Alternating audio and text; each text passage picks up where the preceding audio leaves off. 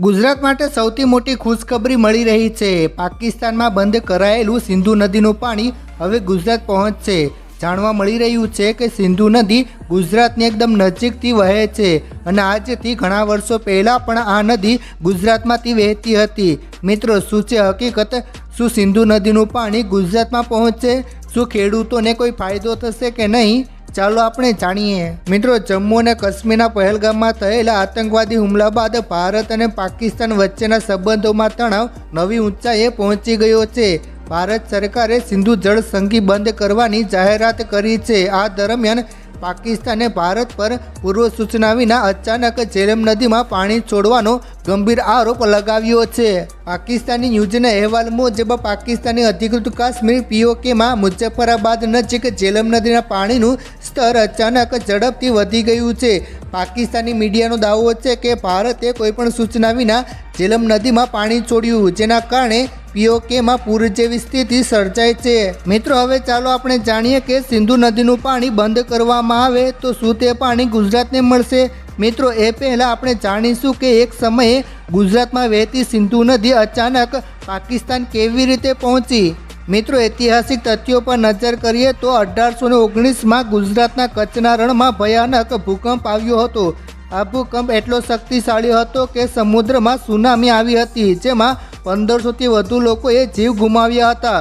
ધરતીકંપને કારણે જમીન નીચે પડી ગઈ હતી, કચ્છનું રણ ભરાઈ ગયું હતું અને ઊંચું બની ગયું હતું। જે બાદ સિંધુ નદી ગુજરાતમાંથી ખસી ગઈ અને કરાચીમાં વહેવા લાગી હતી। પાકિસ્તાનમાં પણ સિંધુ નદીએ પોતાનો માર્ગ બદલ્યો। મિત્રો, એવું નથી કે સિંધુ નદીએ માત્ર ભારતમાં જ પોતાનો માર્ગ બદલ્યો હતો, પરંતુ તે પાકિસ્તાનમાં પણ પોતાનો માર્ગ બદલી રહી છે। સિંધુ નદી તેના હજારો વર્ષોના ઇતિહાસમાં ઘણી વખત બદલાય છે અને આ ફેરફારો ગુજરાતી કારણો, ધરતીકંપ, ટેક્ટોનિકલ હલચલ, પૂર અને આબોહવા પરિવર્તનને કારણે થાય છે। 1245 AD સુધી સિંધુ નદી મુલતાના પશ્ચિમ વિસ્તારમાં વહેતી હતી। જોકે તે સમયે પાકિસ્તાનનો જન્મ પણ થયો નહોતો અને આ વિસ્તાર ભારતનો ભાગ હતો। આજે સિંધુ નદી ક્યાંથી પસાર થાય છે? મિત્રો, આજે સિંધુ નદી મુખ્યત્વે ભારત, પાકિસ્તાન અને ચીન, તિબેટમાંથી વહે છે। તેનો પ્રવાહ ઉત્તરથી દક્ષિણ તરફ છે અને અંતે તે અરબી સમુદ્રમાં ભળે છે। સિંધુ તિબેટમાં માનસરોવર તળાવ પાસે સ્થિત બોખારાચુ નામના નાના પ્રવાહમાંથી તેનો જન્મ થાય છે। આ વિસ્તાર કૈલાસ પર્વત પાસે છે। સિંધુ નદી તિબેટમાંથી નીકળે છે અને ભારતના લદ્દાખ ક્ષેત્રમાં પ્રવેશે છે।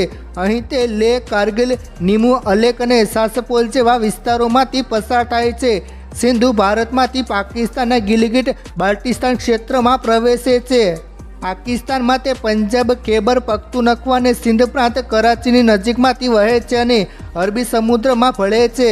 સિંધુ જળ સંધિ શું છે? મિત્રો, સિંધુ જળ સંધિ 1859માં સિંધુ જળ સંધિ શું છે? મિત્રો, સિંધુ જળ સંધિ 1960એ ભારત અને પાકિસ્તાન વચ્ચે સિંધુ નદીના પાણીના વિતરણનું સમાધાન કર્યું। આ સંધિ હેઠળ ભારતને સિંધુ નદીના પૂર્વ ભાગના પાણીનો ઉપયોગ કરવાનો અધિકાર મળ્યો, જ્યારે પાકિસ્તાને પશ્ચિમ ભાગનું પાણી મળ્યું। આ સંધિ પાણી પુરવઠાની દ્રષ્ટિએ પાકિસ્તાન માટે ખૂબ જ મહત્વની હતી અને પાકિસ્તાની રાષ્ટ્રીય નદી તરીકે પણ તેને મહત્વને વધુ સીમિત કરી હતી।